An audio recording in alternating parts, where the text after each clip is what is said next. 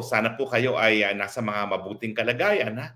Alam niyo naman po, napakainit. So dapat uminom ng maraming tubig at kung po pwede, umiwas sa direct sunlight. Nakikita ko yung mga chikiting natin na pinapauwi ng maaga dahil nga napakainit. No? Sana talaga mawala ng korupsyon sa Pilipinas dahil kaya naman nating lagyan ng aircon lahat ng ating mga public schools at bayaran ng kuryente. Kaya lang po, napupunta sa tongpats ng mga politiko ang pera ng taong bayan.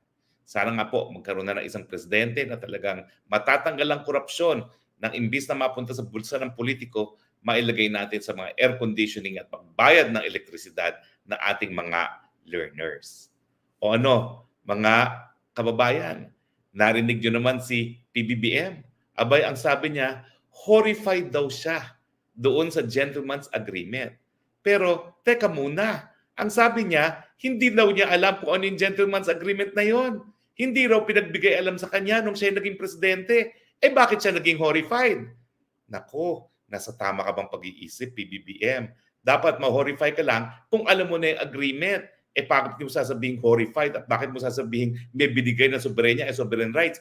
Eh wala namang teritoryong nawala sa Pilipinas nung panahon ni Duterte. Ang tanong, bakit ka magiging horrified sa isang kasunduan na hindi mo alam ang linalaman? Hello, is anyone home? Sa tama ba tayong pag-iisip? Yan ang problema kapag hindi natin alam kung grounded talaga sa pag-iisip ang ating presidente. Pero himay-himayin natin yang horrified daw siya. Bakit kanya sinabi yan? Abi, nakikita natin ngayon na dahil siya na nagsalita at hindi lang yung kanyang mga supporters, talagang nais niyang gamitin itong China issue para ilihis ang lahat na atensyon ng tao doon sa mga issue na talagang malapit sa ating mga kababayan. Unang-una, ang kabiguan ng administrasyon niya ay yung patuloy na pagtaas ng presyo ng bilihin. Sinabi na ng taong bayan, wala naman sila masyadong pakialam dito sa West Philippine Sea issue nito. Wala pa yan sa top 15 na concern ng mga Pilipino. Ang concern pa rin, nasaan yung pangako mong bigas na 20 pesos kada kilo. Pangalawang concern nila, yung kawalan ng trabaho at syempre, yung kababaan ng sweldo. So linilihis ang issue. Bakit? Kapag hindi ka makadeliver sa iyong mga pangako, lalong-lalo na dun sa bigas, syempre ang gagawin mo, gagalitin mo yung taong bayan para magsama-sama at pag nagalit na, naging natrato ng kalaban ng China, syempre hindi nila iisipin kung ano yung tunay na problema ng bayan. Pero PBBM, mali ka dyan. Kasi kapag sumakit ang tiyan dahil sa gutom, kahit anong gawin mong lihis sa issue, kahit anong gawin mo na pagalitin ng tao sa China, malalaman ng tao, ang problema ay problema pa rin sa kabiguan ng iyong pangako na gawing 20 pesos kada kilo ang bigas. Bakit mo kasi ginawa yung pangakong yun? Magkakasama naman tayo. Wala naman nagbigay sa'yo ng ganyang advice. Pero on your own, ginawa mo yung pangakong yan. Eh syempre, kapag ikaw ay politiko at nangako ka, susukatin yung iyong paninilbihan sa pagkukumpira kung anong pinangako, kung anong nag-deliver. Pangalawa, dahil nga linilihis mong issue doon sa tunay na problema ng bayan, meron pang isang issue na linilihis mo. Itong nailabas ng dokumento ni Maharlika tungkol sa iyong paggamit ng pinagbabawal na gamot. Yan talaga ngayon ang number one issue sa bayan bukod pa doon sa pagtaas ng presyo ng bilihin. Bakit? Kasi nga, unang-una, nauna na nagsalita si Duterte, dating Presidente Duterte, na nagkaroon siya ng ebidensya, pinakitaan siya ng ebidensya ng PIDEA na gumagamit ka ng pinagbabawal na droga. Tapos pangalawa, ayan na, may dalawang dokumento na lumabas, isang pre-operation report at saka isang operation report na nagsasabi nga na dapat daw magkakaroon ng operation habang gumagamit ka di umano ng pinagbabawal na gamot kasama isang artista sa 43C, Rockwell, Makati, no? At alam nyo ba, gaya ng aking sinabi dati, kapag paper document, ang pagpapatunay dyan ay sa pamamagitan lamang ng orihinal at yung tao, testimonya ng tao na lumagda na siya nga nakalagda ron. At lumabas na nga yung ahente at sumulat. At ang sabi niya, naku, public knowledge yan. Nung ako'y nag-interview ng confidential informant tungkol dito sa paggamit ni PBBM ng droga nung panahon noon ng 2012. At ako pa ang kumuha ng sinumpaang sinay-say ng confidential informant. At matapos ko makuha yung mga salaysay na yon, ginawa ko yung mga dokumento. Pero ang sinabi ng ahente, hindi siya ang nag-leak dahil yan ay sinecure niya sa premises ng PIDEA. So, inamin niya na siya yung gumawa noong pre-operation report at yung operation report, yung surveillance report. O ano ibig sabihin niyan? Pinatutuhanan niya na meron ang ebidensya ang PIDEA na gumamit ng pinagbabawal na gamot ang PBBM noong 2012. Nagtataka pa ba kayo kung bakit ngayon nais makipag-away ng PBBM sa China? Kasi nga, kinakailangan ilihis yung atensyon ng mga Pilipino sa mataas na presyo ng bilihin at dun sa issue na pinagbabawal na gamot at yung PIDEA leaks. Pero hindi nga po yan magtatagumpay. Kasi habang ginagamit niya yung China issue at kinakaladkad niya ang Pilipinas sa gera, lalong mag-iisip ang taong bayan. Siya ba'y nasa tamang pag-iisip? Talaga bang hindi siya nasa impluwensya ng droga nung siya nagdedesisyon na makipaggera sa China?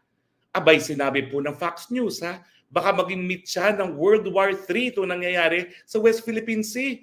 Mantakin nyo, pwede magkaroon ng World War III dahil lamang sa isang presidente na posible, hindi ko sinasabi naman na katotohanan na yan, ha? Posible na wala sa tamang pag-iisip. Naku naman, maawa naman tayo sa mga buhay ng Pilipino.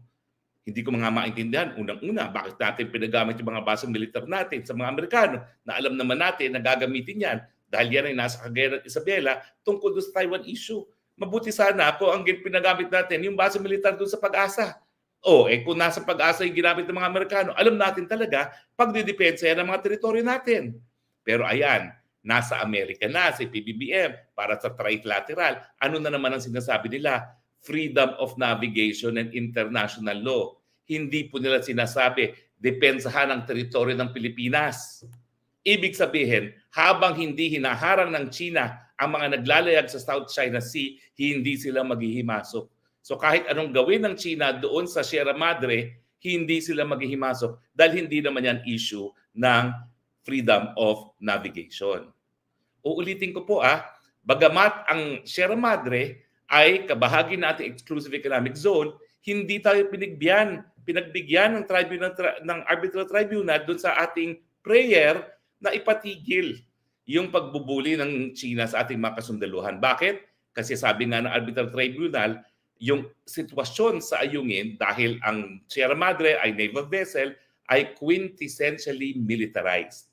At kapag quintessentially militarized, hindi nga magkakaroon ng jurisdiction ang Tribunal for the Law of the Sea dahil incompatible yung militarization sa konsepto ng exclusive economic zone dahil meron ka lang economic rights na pangangalap at pakikinabang sa tanging yaman dyan sa EEZ na yan. Yun namang isa, yung retiradong mahistrado, ang sabi niya, gumawa tayo ng lighthouse.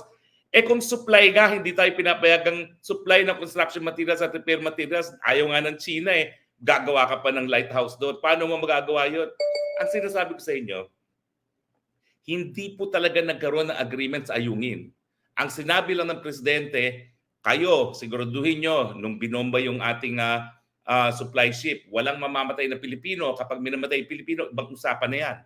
Pero kasi, meron kasing such a thing as diskarte. Kung di naman pinaayos yan, pinadala ng repair materials, di lumubog na yung Sierra Madre. Pero dahil ayaw ng China yan, di diskartehan. In any case, wala naman akong personal na opinion kung nagpadala nga ng construction materials o hindi. Matapos yung bombahan, Pero ang sigurado tayo, naging mapayapa matapos yung insidente na yun na binalaan ni Presidente na dapat walang mamatay na Pilipino at matapos dyan ay hindi rin lumubog ang Sierra Madre because of lack of repair. So bahala na kayo mag-isip doon. Pero hindi na pinag-uusapan sa publiko. Ano ba yan? Kailangan pa bang pag-usapan sa publiko yan kung anong ibig sabihin ng diskarte?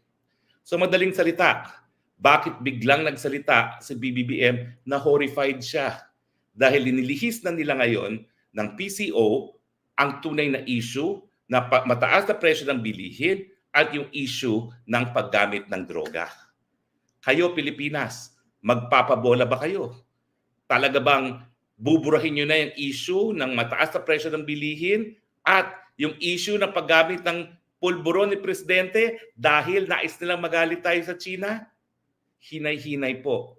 Maging magmasid, maging kritikal, at kung pag-aaralan yung kabubuang picture, talaga naman pong pag napatunayan yung pulburon issue, lalabas yung issue na tama ba pag-iisip niya paggawa ng pulisiya na makigera sa China at meron pa ba siyang sapat na kakayahan kung ganyan ang pag-iisip niya na bigyan ng lunas yung problema ng pagtaas ng presyo ng bilihin. Agree ba kayo? Disagree mga viewers? Tignan natin ang inyong... Gunggong! Barinig kita sa mukha eh! Baliw ka yata eh!